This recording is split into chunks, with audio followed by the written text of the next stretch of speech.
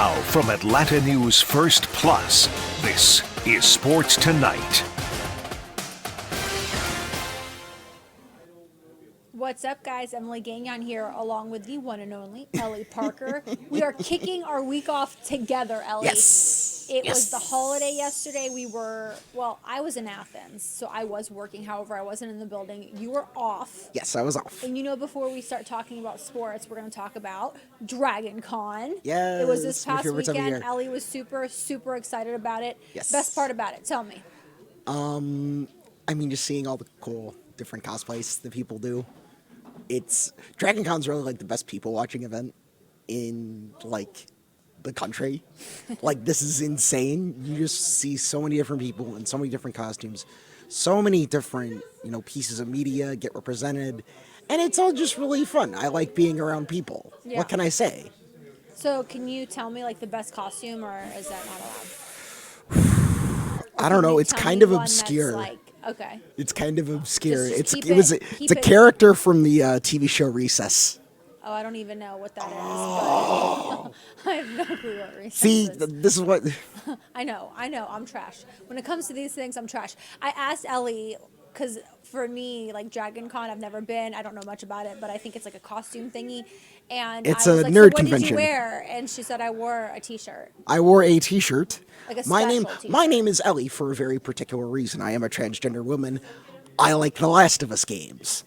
I wore a T-shirt that the character Ellie wears in one of the games. Okay. That was it. Can we see Ellie not like you? You're gonna show me Ellie because I have no idea of any of Oh this. my God. So when we start running these interviews for everyone watching, you're gonna show me who Oh Ellie my is, God. other than you.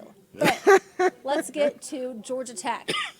Give the people the good news, Ellie. Georgia Tech is ranked for the first time since week 3 of 2015.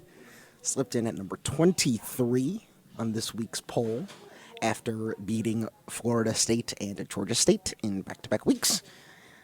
Wow. As for Florida State, Is that even, okay, so that's my next question, okay? I'm so happy for Georgia Tech.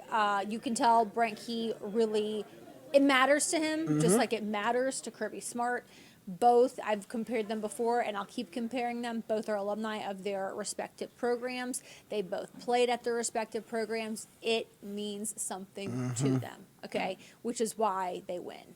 And that's why Key is turning things around at Georgia Tech. How much he can turn things around, that's yet to be seen. He's just getting started, basically. this is a good start. But correct. So it's his first full season right now. Yes.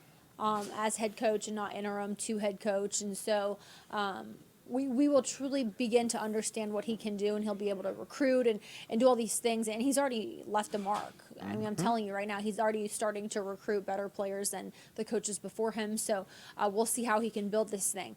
But back to my previous thought, does it matter that they beat Florida State? Because Florida State is 0-2, okay? 0-2, went from number 10 to unranked, not even receiving any votes. I mean, they don't deserve to They get don't, frankly. They're the third team since 1989 to drop from the preseason top 10 to unranked, following Michigan in 2007, following the App State loss, and Clemson in 2008. Norvell. so I just, for me, it's almost like a discipline thing. Norvell at the end of the last season, and again, this is a different team, and coaches never compare. They really don't. When a new season starts, they don't compare their team to last year's team. It's a different team, different year, different set of rules. However, I think that last year, when all of that happened, when they went undefeated, didn't get into the playoffs, Georgia beat them. The players didn't play. Their main players didn't play against Georgia, yet Georgia had all of their players play other than Brock Bowers, who couldn't play. Yeah. That set the tone, the precedent. It almost told players, when something bad happens to you, which happens all the time in life, which was the fact that they didn't get into the playoff, just back down and lay down. You lay down and die. And Correct. And to me, that was a really bad look. And that's because ultimately, they weren't the only people playing in the Orange Bowl. No. Georgia was there too. And Georgia Georgia had all their had players. Georgia had all their players. Georgia had, frankly, a decent argument to be in the college football playoff. I would even argue with that one loss. So you're looking at a team that went, okay, it's the Orange Bowl. It's something. We're gonna play it out. This is the last time we get to play with this particular roster. And you have Florida State over here moping in the corner. Yeah, and that carried over to this year. I mean, truly, Norvell's got some work to do, but it really does. It's unfortunate because now that you've lost two, even if you win out, I don't know that you make the 12-team playoff. I don't know. You know, because there's going to be, 3 or 4 teams, maybe 5 who go undefeated. Mm-hmm. You're going to get, but the top 4 are going to be conference winners, and then whatever happens after that. But there are usually about 10 teams in the country who only have 1 loss. Yeah. You know what I'm saying? So there's still going to be teams left out despite the growth of this playoff. Yes. Despite being 12 teams, there will still be a number 13 that felt like they should have been in. So FSU right now in a really bad position, but Tech in a great position. And Haynes King threw his first interception of the season against Georgia State this past weekend, which we don't like to see because to me that really is one of the main things, Ellie, is can he protect the ball this season? He threw 16 interceptions last season. And this year, there's no excuses. He has to do better protecting the ball. Rutherford, though, their wide receiver, he had career highs in catches and yards. He had like 130-plus receiving yards. And they have that little running back who's just really, really good. So they have a great options on offense. And they can run the ball. They can throw the ball as long as King protects the ball. But they're in a really good position right now, and they're headed to Syracuse this upcoming weekend, back to ACC play, noon kick. So let's hear from Georgia Tech head coach Brent Key following last weekend's win against Georgia State. Got a really good opportunity this week coming up. It will be, this hands down will be the biggest challenge we have as a football team this week. Good opponent that. Going on the road, ACC game on the road. So our preparation's super important this week. And this is going to be a game that I just told the team, this has nothing to do with plays, calls, runs, passes, coverages, fronts, none of that. This game's about our ability to go be the most physically tough football team we can possibly be from 12 until about 4 o'clock on Saturday. That's it, hands down. That is the only thing. How physical we play, how tough we play, how much discipline we play with, how we've improved on things that we've done in the first 2 games or haven't done well in the first 2 games. Right? That's what this game's about. Right? And it's a big challenge for us as a football team. And we're in the midst of working to get ourselves in position to be able to go up there and accomplish those things and play with toughness, play with physicality, tackle well, block well, play with discipline, trust our fundamentals and techniques, trust the plan, believe in the plan. And go out there and play a complete football game. So, with that, have any questions? There were a lot of holding calls in the game. It seemed like some of them were just where guys got pancaked and it was called a hold. Watching back some of the game, what was your evaluation of that? Was it hand placement stuff, or maybe guys not getting the benefit of that? In the history of football, I've never seen a flag pulled up off the ground that was thrown on the ground unless it was pulled by them after their conversations. We coach our guys a certain way. There's a standard they have to meet when it comes to blocking. Finishing is involved in that standard, right? That's who we are as a football team. I expect guys to block. I expect them to do it with proper technique, have their hands inside, but I expect guys to finish. Obviously, have a relationship with Fran Brown. Can you talk about that a little bit, going back all the way to Western Carolina? I was only there 4 months. Got there, I think, early August, and was at UCF by December or January. So, remember, he was a good football player. He was an older player there when I was there. Played on the defensive side. I coached on offense. So, a long time ago, I lived in a little lean-to that was on the side of a trailer. So, found out what a catamount was one night when there was no electricity in the little thing I lived in, and had a furnace next to it. Scared it was going to catch on fire, but did have a catamount mountain lion meet me at the door one night going in. So.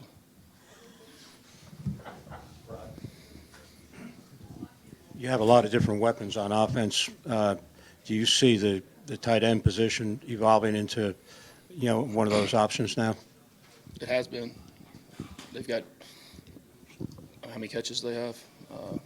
2, 4, so, I mean, 8, something. I mean, it's been, quarterback's done a good job of distributing the ball to all the guys. Buster's done a good job of making play calls to get touches to guys that can be explosive players for us. Brent, you're talking physicality. How would you evaluate your guys' level of physicality consistently through these first 2? We've been physical at times. We haven't been physical at times. There's a lot of things we have to do better. There's no ceiling on the toughness and physicality that you have as a football team. At least for me, there's not. My vision and standard of what that is extremely high. And I challenge every single person on this team, coaches, players, staff, myself, to elevate their standard as well every single day. You've had some guys banged up in the backfield. You got to see Anthony play a little bit, and Trey, I guess, was one of the Trey Maddox was one of the scout team player of the week or something like that last week. How close is he, and are you expecting to maybe see some of those younger guys play a little bit more as the season goes on? We'll see. Hopefully, as guys become available and they're cleared medically and they're in the right mental space to be able to play. We'll have them play. We're not ever going to rush anybody back too soon and put them in jeopardy of hurting themselves again or missing for a long time.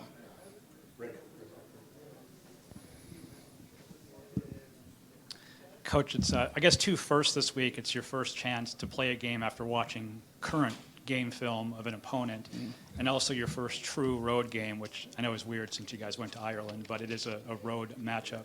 What is the benefit of being able to see some film, current film, and the challenge of going on the road as far as how you approach it with your team?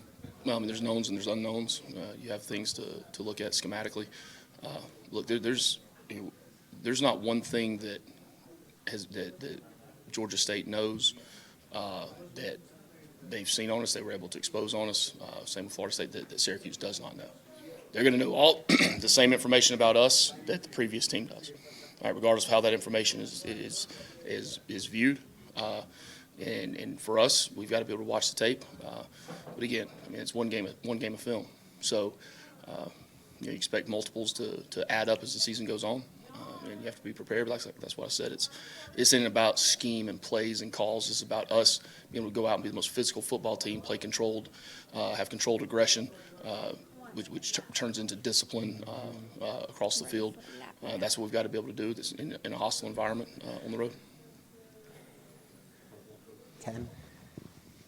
Coach, going off that point too, I think it's your opening playing against 3 different transfer starting quarterbacks that haven't played that system yet.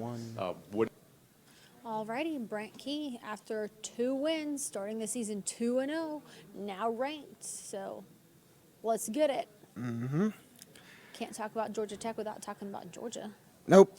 Georgia Bulldogs still number 1, received 57 first place votes in the AP poll They looked after good against crushing Clemson 34-3 over at the Benz. They made Clemson look like an FCS school. It was bad. It was not good. It was a very close first half. Okay, the Dogs' offense. And then the Dogs remembered they needed to play offense, and Carson Beck just went, "Okay, I'm gonna ball out now." And he hit what was 8 or 9 different targets. 3 8 or of 9 them different brand new, targets. 3 of the kids 278 yards passing. Yeah, but 3 of the guys who scored, 3 of the 4 guys who scored were new to the team. Mm-hmm. That's the worst part. Colby Young, Nate Frazier, the little running back, who's Mm-hmm. about to be like out of this world, and London Humphreys, all of them new to the team. Now It's London, wild. that touchdown pass to London Humphreys, beautiful on both ends. Finds Humphreys right in the open field. He darts to the sideline and just takes off. Yeah, it's. I mean, this team looks really, really good. Mm-hmm. Unfortunate news for Georgia right now is Michael Williams, their best player on the defensive line, sprained ankle, grade 2. It's stable, but we don't know when he'll be back. He is more than likely not going to. He's questionable for this weekend, but why would they play him against Tennessee Tech? No disrespect to Tennessee Tech, just why? Let him heal. Let him heal. Yep. Still, number 1 team in the country. Definitely proved it against Clemson, who have a lot of soul searching to do. Dabo Swinney, The transfer portal's right there, bud. Yeah. Come on. He didn't want to do it. He didn't want to use it. Come on. He wanted nothing to do with It's that right transfer there. portal. It's right there. It's an option. Use it. What are you doing? It's an option. Yeah, it is what it is. Georgia certainly used it, and Humphreys is a perfect example of what the transfer portal can do for you. Humphreys came over from Vanderbilt. He has played in the SEC, even though it is still Vandy and not UGA, different levels of football being played there. But still, he knows what it's like to go up against Hey, all these teams in the East. Vandy beat Virginia Tech. Can't give too much disrespect to Vandy. Come on And, now. Ellie, I think my props are due to you because Florida got smashed against Miami. See, Smashed. I told you it You wasn't did tell going to me. be an interesting and game. I'm giving you, like I'm not ashamed here. I'm not ashamed to say like you were right. I was right. How, Somebody in this room is admitting that I was I will right. always give you I'm your glad to cred when get this cred is on due. camera. No, always. I will allow it when it happens. Listen, but let's talk about this. Napier, how long does he have? Do we have a gator in this room right now? We usually do. How long does he have? Like, how long does he last?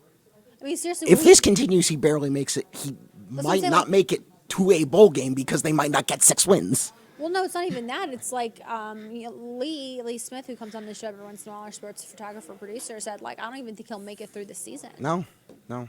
Gators are I not doubt about he. that life. I doubt he will too.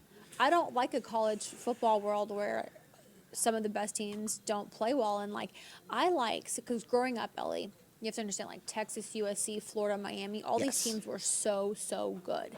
And for a little while So there, good they were annoying. Yeah, and for a little while there, they fell off. But now Texas is quote unquote back. Miami is slowly on its way, even though they have a really bad loss every season. USC, they beat LSU. But Florida, you're not back. I want you Now, back. granted, I do not have a ton of faith in Miami either, frankly, because I don't have any faith in Mario Cristobal as a coach. After Aw. a certain thing that happened last season involving the Yellowjackets, Yeah, that was. just needed to kneel. But hey, it's a new season. Let's see what he can do this year. Let's give I him some have benefit no of the doubt. faith in him as a head football coach. I hate that. That is just me. I hate it, but I need this to happen again. You know, the best national championship I've ever seen in my lifetime was the Texas USC one with Vince Young, and Matt Leinart. Yeah, I mean that's chef's kiss. That was 06? It was 06 or 07, yeah. I mean, it was a minute ago, but that game was so good. So what I'm saying is, hey, Gators, I feel your pain. I want you to be good because I want the best teams, the biggest programs. You know they did, and I don't know how to cite this, but I could find it. There was like research done on when like coaches go into homes, what families and players like the logos they recognize the most in the country, and Florida was like in the top 2. Like that Gator. Yeah. Was in the top 2, and people always know that's the Florida Gator. Those are the Gators, and what are we doing? I'm sad for the Gators. I mean, was sad for as those a fans. Missouri fan, I You're not sad. can't be sad for Florida. I'm sorry. Wait, who did Mizzou play this past weekend? They played Murray State, an FCS school, trounced them 51-0. Okay. Mizzou now number 9 in the country. Yay, top 10. When did they play? Like, what's their first big game? When's their first SEC matchup? Do we know? I know. Here I am putting you on the spot like I always do. First SEC matchup, I think, is actually Vandy, Oh, okay. Well, your team's gonna which be all right. very could well be 2 3-0 teams. Oh my goodness. I'm not kidding. I am going to die on this hill until this game is played. Because Vanderbilt football. I'm looking at the. You're putting me on the spot. I'm putting you on the spot. I keep doing this, don't I? Okay. It's okay to say you don't know. You know, I'm always cool. No. with Okay. We have okay. 10 minutes left. Okay. Before the game against Missouri, in Missouri, Vanderbilt plays Alcorn State and Georgia State. No disrespect to Georgia that. State. Yeah, they'll be 3-0. They'll be 3-0. Yes, they will. Missouri, on the other hand, has a bit of a tougher road Okay.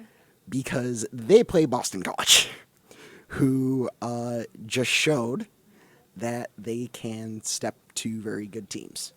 Although Florida State being a good team is No, I think they'll both be 3-0. They'll beat play- Boston College. Is it? Missouri. Where is it? Missouri plays Buffalo next week.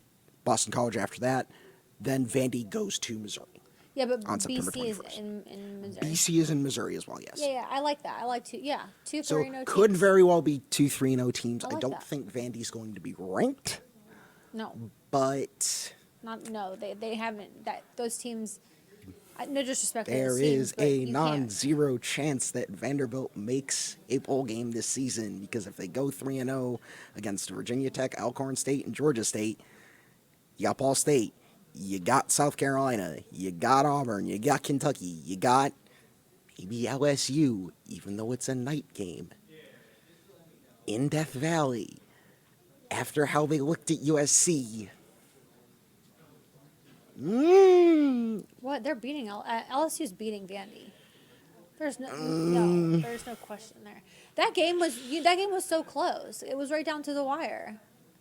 I'm just saying, And they were playing on neutral field. Vandy in could Vegas. very well make a bowl game. Oh yeah. Which- I don't think they're beating LSU though. At Death Valley at night, that's not happening. That's not happening. Let's revisit Weirder that. things have happened. Weirder things have happened, but Vandy at LSU at night, I don't see that. If that happens, Brian Kelly might get fired that very night. I'm telling you that right now. That's not happening. All right, Braves back at home. Lost 3 of 4 at the Phillies over the weekend.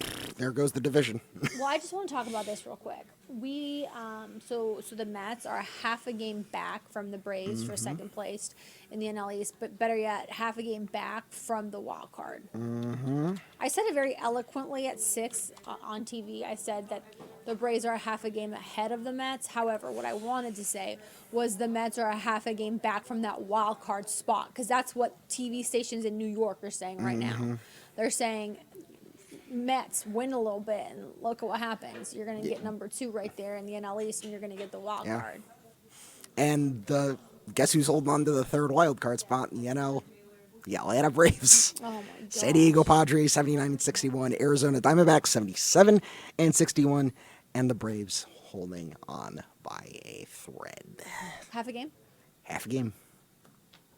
74-63 versus 74-64. No. So, the season's dwindling down. They host the Rockies back at home, 7-game homestand. I don't know, Oli. Now, granted, This is these going are to the come down to Rockies. the wire, I think, huh? These are the Rockies. Yeah. They're And, the and you worst could, team you could in also the say NL. these are the Mets. The Mets always find a way to kind of. This year has been different. This year's been different. Yes, I know, low Mets. The Mets always find a way to screw things up. This year has been different. Okay. It's the vibes. They've won games. Did you say it's the vibes? Yes. Awesome. It's the vibes, guys. Vibes-based sports analysis here on Atlanta News First Sports tonight. The Mets have come back to won games that in previous years they would have rolled over. That's this kind of team. They're beginning to not give up as easily. Well, that's a good thing, right? So there's hope. There's hope for the Mets. For once in the decade, There's hope. there is hope. Okay. So, what do we think? I think the Braves will still make the playoffs. You don't think it? Nope. Really? Nope. Okay. It's been a bad season. I was telling someone earlier that it's not that the Braves are a bad team, because they're not. They've just They're ran not. into so many issues this year with injuries. And I think truly. I think those injuries and issues are going to that bill's going to come due. And the Braves are. Remember when we said in April that it was World Series or bust? Well, the team Braves, that was their mantra. That was the thing. It was World Series or But also, bust, and I think now the guy they're who came up with it was 99. true. The pitcher who Yeah, their ace who I haven't talked about him in a second. Strider. Yeah, Spencer Strider. I think it was him who came up with it. It was either him or AJ Minter, and both of them are out with injuries. It was one of them who came up with World Series or bust, and both had. I mean, Minter just had hip surgery, and Strider's been out since the first month of the season. That's not their fault that they got injured. I'm just saying. That motto is tough when you can't have some healthy. Your players haven't been healthy all season. Circle these dates: September 24th, 25th, and 26th. The Mets come to Atlanta. Is that the last time they play? It's the second to last. It's next to last series of the season. Then the Braves host the Royals, who have done very well this season. Okay, but also I'm seeing the Dodgers on there. Yes, the Dodgers. Although you've got the Reds and Marlins also mixed in there as well. So it's So not the toughest schedule, is what you're saying. it's not the toughest, certainly not the easiest. It's like split right down the middle. I'm looking at that schedule and I'm saying the Dodgers is the toughest. Oh, absolutely. But- Because they're the Dodgers. Yeah. But the Dodgers and Mets are at home. So, Yeah. but those three games in the midweek games, 24th, 25th, 26th. And one of those is a makeup from a very early April game. So, So we're gonna scheduling could come back to haunt you? to haunt the Braves. One random rain out in April. Yeah. Again, I mean, that's nothing they can control over that. Injuries and weather, those are two things you can't, that's tough. But it's been an interesting season for them for sure. But they have first pitch here coming up pretty soon. Moving on to East Lake over the weekend. Ellie? Scotty Shuffler's had a really interesting year so far. He's basically done everything short of a Grand Slam that you want to do in a career. Started out winning the Masters. He just lifted the FedEx Cup. And he won Olympic gold. So basically you're missing the other three majors. And that's your perfect year. The guy is the number one golfer in the world right now. He has just been on a roll. And, he definitely showed that over at East Lake. I want to say, he was favored to win the Tour Championship, number one. Number two, I want to say he won 7 PGA.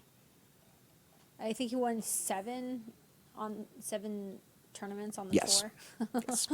I want to be like 7 thingies. So he earned $25 million at East Lake, by the way. If you win East Lake, you win $25 million. From what I think I read, he made about $30 million everything else he won. So he made about $55 million this year by winning 7.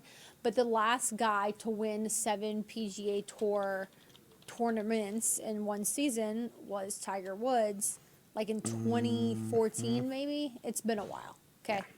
And when you're mentioned in the same sentence as Tiger Woods as like an accomplishment, you're doing something right. So good for him. I mean, honestly, hasn't disappointed at all. He has had an interesting season with the arrest, right? The arrest, and he also had a kid. Had a baby. Little old baby was in the FedEx Cup this past weekend. They put the little baby. It was very cute. I did right see in that. the cup. But yeah, it was really, really sweet. All right, what's on your mind? I'm pulling for Tech right now, guys. Listen, go 3-0. It'll be the first time since like 2016, I think, that they've been 3-0. And let's do it to it. I mean, Syracuse is a beatable team. I don't know who they have for 4th game of the season, but this is their opportunity to start strong and keep it going. Momentum does a lot for young kids, and I think it would be good for them. You thought I was done talking about the Olympics, No, didn't you? I know you're not done. We're still going to be talking about it 4 years from now. when it Oh, comes no. back. No. I'm talking about the Paralympics. Paralympics. U.S. beats France in the wheelchair basketball quarterfinals. Who? Let's go. U.S.? U.S. Okay. What was the... 84-67. All right, so now they're moving on to what? Now we're moving on to the semifinals. And when's that? I You're don't know like, right off Emily, the top of my stop head. asking I'm these going questions. to admit that I don't know off the top of my head because we need to go because she keeps putting me on the I know, spot. guys. Have a good night. We'll see you tomorrow.